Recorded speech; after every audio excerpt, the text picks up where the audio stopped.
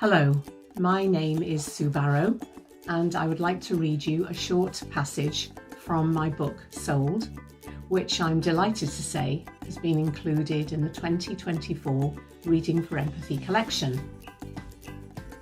Sold is the story of Rosa, a bright young 15-year-old girl who lives with her family in very poor conditions in a country called Albania, which is in Eastern Europe. When her father announces that she's going to be moving on her own to the UK to live with her wealthy cousins, Rosa thinks that things are looking up for her. However, when she arrives, she realises that she's been sold a lie. Not only is she beaten and abused, she's denied schooling, and she is forced to work as an unpaid servant, a domestic slave, in her cousin's home. Can Rosa ever hope to escape from these dreadful conditions? What will it take for her to find freedom? Well, the passage I'm going to read you is taken from later in the book. Rosa thinks that the worst is behind her. She's managed to escape, and she has in her pocket the name of a man whom she's been told will help her. All she has to do is find him in London, in this big city. Despite everything, Rosa slept. She woke with a fresh idea. She'd go to the local library, she'd spotted it near the coach station on the way, and read everything she could find on this man, Michael Monette. She dressed quickly. It was already after 8. The overnight rain had blown away, and the morning was clear and cloudless. It felt like a good sign. She picked up a breakfast roll from the vendor on the corner and carried on walking. The red brick building with its arched entrance came into view. Rosa waited for a gap in the traffic so that she could cross the road. A girl of about her age, wearing faded floral leggings and a baggy t-shirt, was coming her way, struggling with bulging carrier bags. If she wasn't careful, she'd... Hey! Rosa bent down to rub her leg.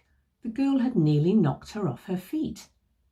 One of the bags split, and carrots and potatoes spilled out, rolling towards the gutter.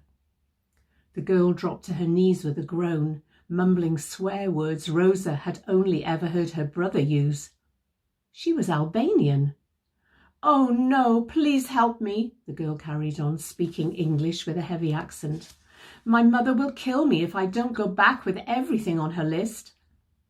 Rosa squatted down to help her.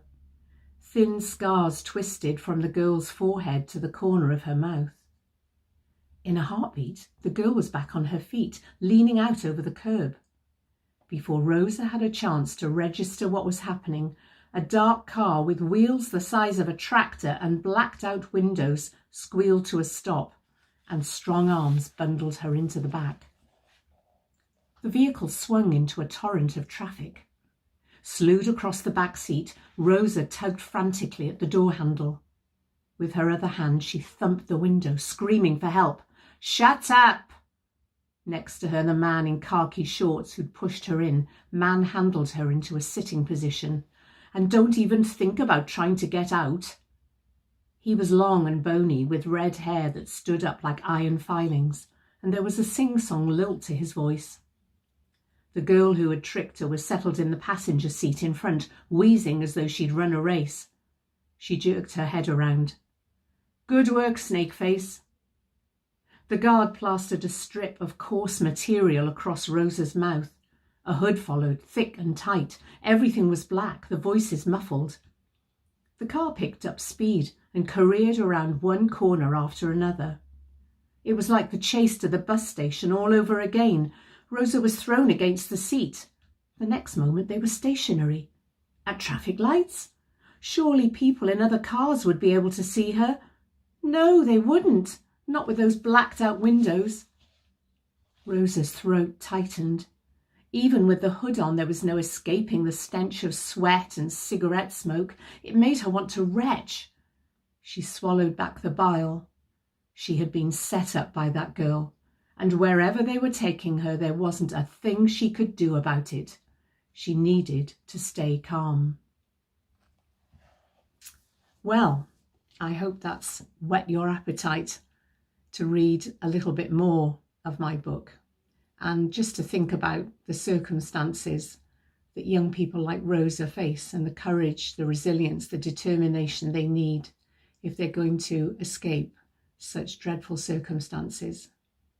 Thank you for listening, and goodbye.